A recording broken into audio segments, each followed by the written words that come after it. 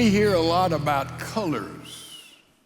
Red states, blue states, purple states, white, green, black, orange. We hear a lot about colors. But there's one color that is a very, very dangerous color. I don't think you could guess what it is. It is an angry color. It is a dangerous color. It is a color that breeds discord, and the color is gray. Gray is pigment without any colors. All the colors are absent. It's just sort of a bland gray. And gray is a very, very dangerous color. Somebody might say, I thought we'd talk about parenting. What does that have to do with parenting? I can tell you what it has to do with parenting. It has everything to do with parenting. You have a gray father who is passive. You can predict with almost unerring accuracy the plight of the sons and the daughters, a gray dad. You can find a mom who is gray and just going through the motions. It's such a labor, it's such a problem, it's exhausting. And you can find children that will turn out tragically like their mom. What does it mean to say someone is gray? Someone is gray comes out of a lot of our colleges and universities because there are no absolutes. You have your truth. Oh, I have my truth. Whether something's right and wrong depends upon the situation. There's nothing you can say, that is the way it is, that is the way. Oh, no. Everything has to be gray. Everything has to be negotiable. Everything has to be open. But I've got good news. The stars at night are big and bright. Where? Pitiful. The stars at night are big and bright. Where? Now, what does that mean? Why are the stars at night big and bright deep in the heart of Texas? I dare say there's only a handful of us here know where the heart of Texas is located. Only a handful. It's located in Brady, Texas, 10 miles out to the northeast. That's the very heart and central point in Texas. And Brady is a small town. It is noted for only one thing. Dr. Rudder, who was president of Texas A&M. He's the product of this wide spot in the road, almost in the very heart of Texas.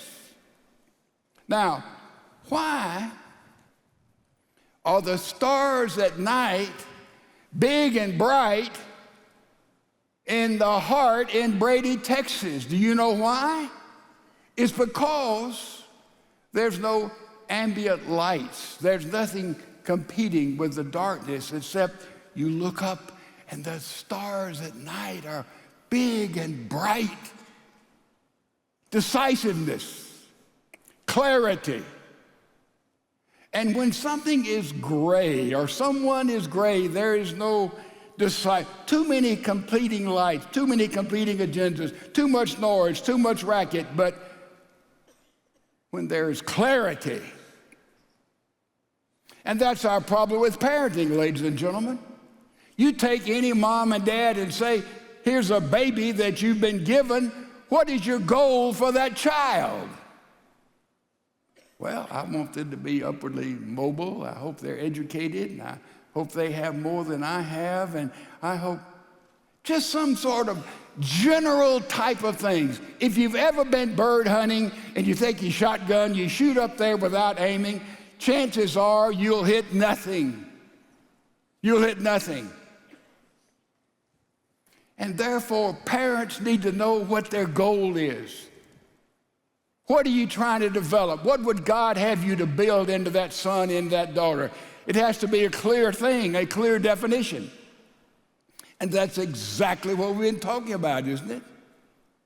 We've been saying, train up a child in the way he should go. Review here for most of us. You may have missed it. The way is one way. You can train up our children. I could train up my children in many ways, but there's really one way to train up a child according to the Bible. You can read all the psychologists, all the modern books, but God has one way to do it. We talked about it in training. Train them to love God with all they got. First commandment. Love God with everything, first and foremost. Secondly, train them to love people. Love your neighbor. Try to love that we can as much as we love ourselves, but that's our goal. The third thing is Bandera. The Bandera principle. Most of you had a little psychology. You don't know who that is. Bandera said the way you best teach people is by example. Is by saying, walk after me. Do as I do. Live as I live. Follow me. Follow me. That's the principle. And that's the third thing. Teach our kids to love God with all they've got. Teach our kids how to love people. And you know how they learn to do that?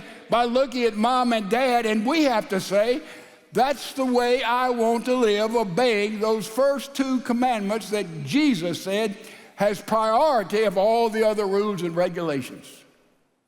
Not going too fast for anybody, am I? God doesn't make it exceedingly complex. It is relatively simple. And therefore, you say, I would do anything in the world for my kids. Model Jesus Christ in your life. Oh, because remember, they do pretty much what we require them to do until they become teenagers and they begin to do and live the way you and I live, the way you and I do things, the way you and I think. Train up a child. When we're doing that, we're not gray parents, are we? We are decisive. We see what God's goal is. And then we looked at bring up a child, remember?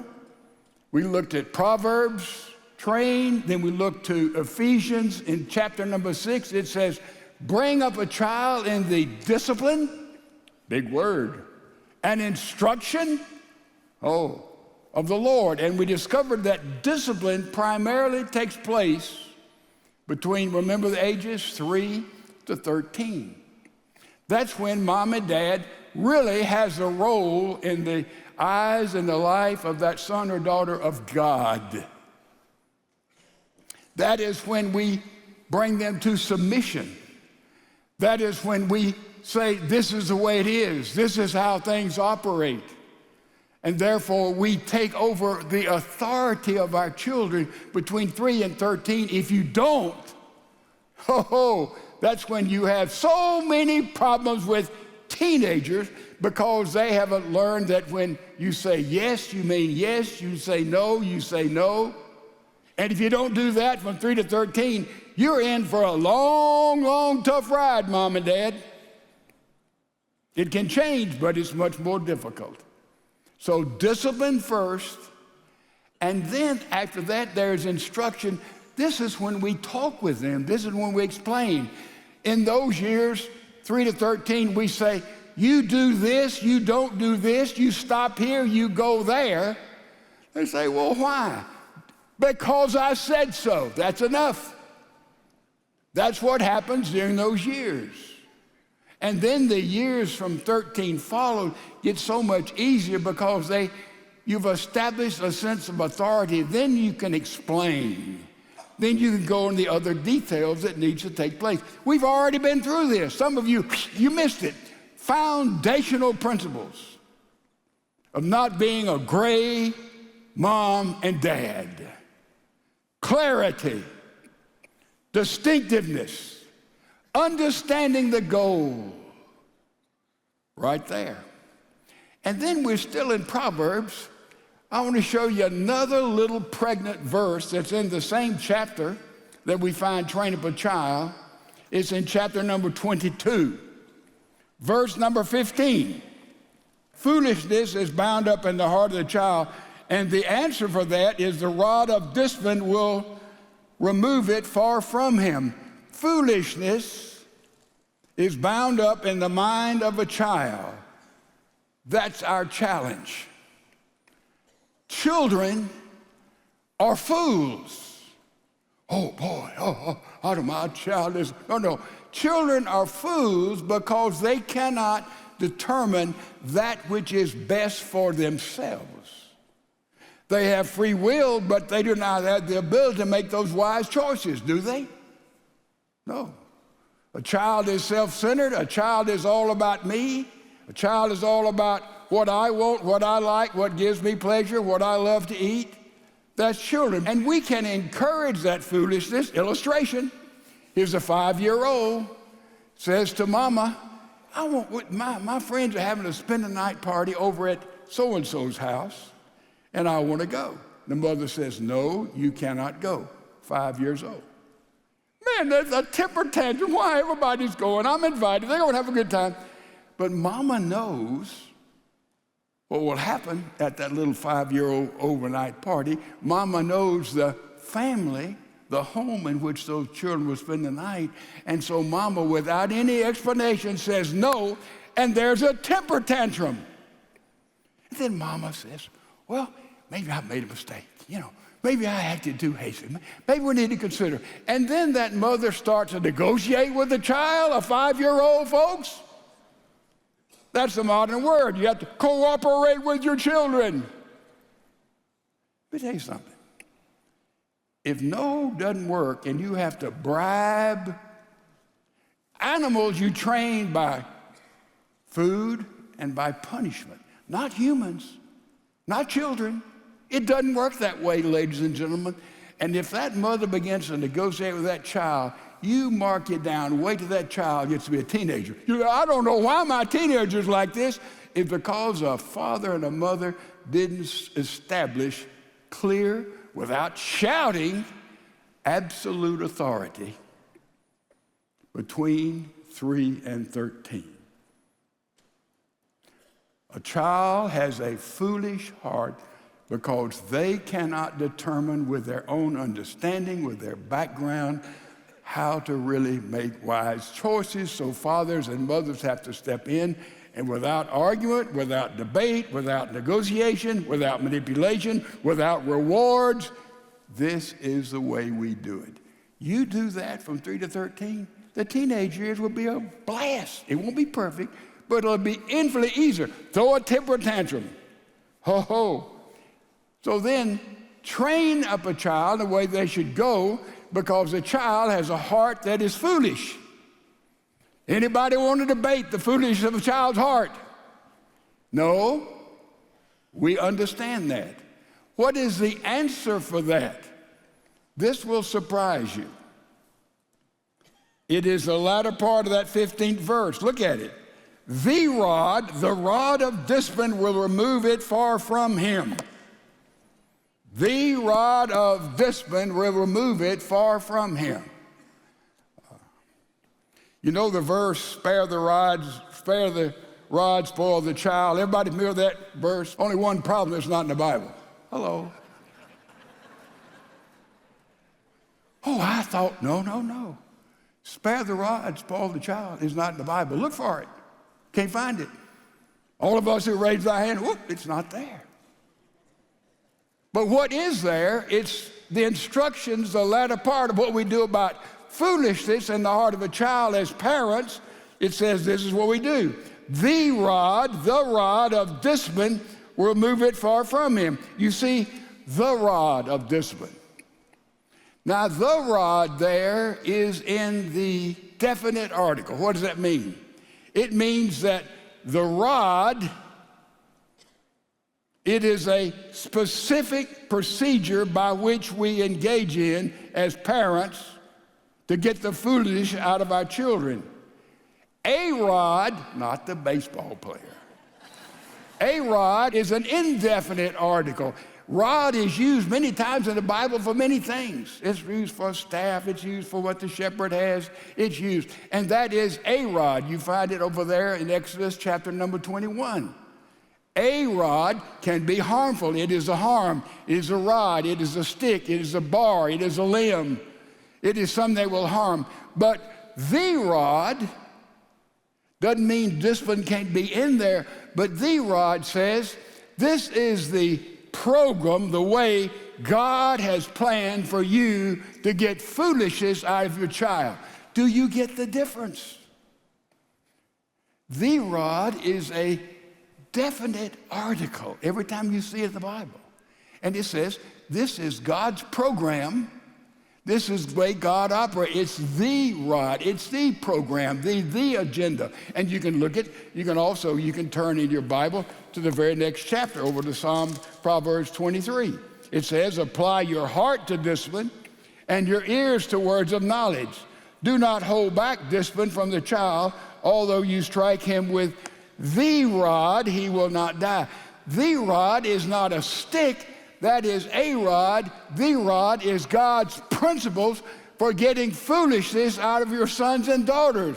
Do you get that? It's very important. Well, you say, you don't believe in spanking? Yes. You don't believe in corporate punishment? Sure. Yes. But we'll deal with that next time in more detail and more practicality. But in the meantime, this verse doesn't say every time your child steps out of line, bam. Some people think that. Oh, he did this, bam, slap. But no. It says that we understand God's program for bringing up children, and that is the rod. That is a definite article. A rod is a stick or a board, as you see it in the Bible. My point, a child's heart is foolish. And we have to deal with that foolishness with diligence, with conscientiousness, and knowing that our big goal, what we built in for our children to be and our children to become. And it says we drive it out by what? What do we drive it out by? Right here in the scripture. Go back to our scripture. It's very clearly, it says, the rod, remember the rod is the principle of God, will remove foolishness from that child. Now, let's be practical for a moment. What is the modus operandi of parenting? Unconditional love. That's what works in all of this. That's how we're able to discipline, to instruct. It's because they know our parents' modus operandi is love, and we want them to know a couple of things. To know that they are important and to know that they're safe. Know they're important and know that they're safe. And they know that big time, most of all, by discipline. They know they're loved because we care enough for them to go out of the way. It's easier to bribe a child, to appease a child, to stop the crying. But how do we use this modus operandi, this unconditional love, practically in the whole area of getting the foolishness out of our sons and daughters? First of all, we have to control them with our eyes. We have to control them with our eyes. A baby is born. For about 3 weeks to 5 weeks, their eyes are trying to focus, okay? About 5 weeks to 8 weeks, their eyes just flitter around. They're looking anywhere. When they get about 8 weeks up, their eyes begin to slow down, and they're all looking for something. What is it? They're looking for eyes. They're looking for the eyes of that mother, the eyes of that person. The eye is so important. Parents need to understand. Parents that sort of look at their children, glance at them, and look over here, and they're talking over here. You instruct, you communicate love, or discipline with your eyes. Going back to school, I had an English teacher named Miss Satterfield. She was something. And the way she disciplined was that when you were doing something wrong, she would say, she wouldn't say a word, she'd just look at you. We call it the Satterfield eye. And I'm telling you, if it was 10 on you, you straightened up. I've used that for kids years ago. It works. So your eyes, we physically contact them with our eyes. It is so important for parents. And in personality, ever talk to somebody, they sort of talk to you like this. I don't mean you just stare them down the bit, look in your eyes. No, you just comfortably look at people with their eyes. Parents, that's the way our children, our babies understand love. Also, there is the physical contact, the eye contact, the physical contact. There needs to be hugs, there need to be kisses, there need to be touch. Even particularly a teenage girl, gets to be a teenager, her dad needs to hug her in the right way, hug her. In fact, there's a study been done, I don't know how accurate it is, that everybody needs 10 hugs a day. That just helps everything. This has nothing to do with sensuality. By the way, they have large professional huggers all over America now. It is not prostitution. It's not anything sensual. They're just people who go around and they hug people in rest homes. After COVID, they were really popular, and they just go and hug people and hug people. One lady I read about made over $300,000 a year as a hugger, a professional hugger. Why? By our eyes, we communicate, we care, we love. By hugging and affection in the right way, we communicate that. We all need about 10 hugs a day. This is what we have. Also, there needs to be not only eye contact, physical contact, there has to be emotional contact. Study your baby, study your son, your daughter, and get to know them and understand their heart, and somehow bind your heart around their heart. And then you begin really to be a successful parent in the 21st century. It starts way back during pregnancy, certainly when they're born. These are biblical principles that are beautiful when we practice them. We see wonderful things coming through the life of your children and my grandchildren. This is how we do it. Tommy Edison was in the 2nd grade. He came home from school one day, and Tommy gave his mother a note and said, "Mother, this note is from the teacher, and she told me to give it to you." And the note read, "Dear Mrs. Edison." And as the mother read it to little Tommy, he said, "Read it to me." And with tears in her eyes, she's read, "Dear Ms. Edison, your son, Tommy, is brilliant. He's a genius. He's far beyond the ability of any teacher in this school to teach him. You're going to have to teach him at home.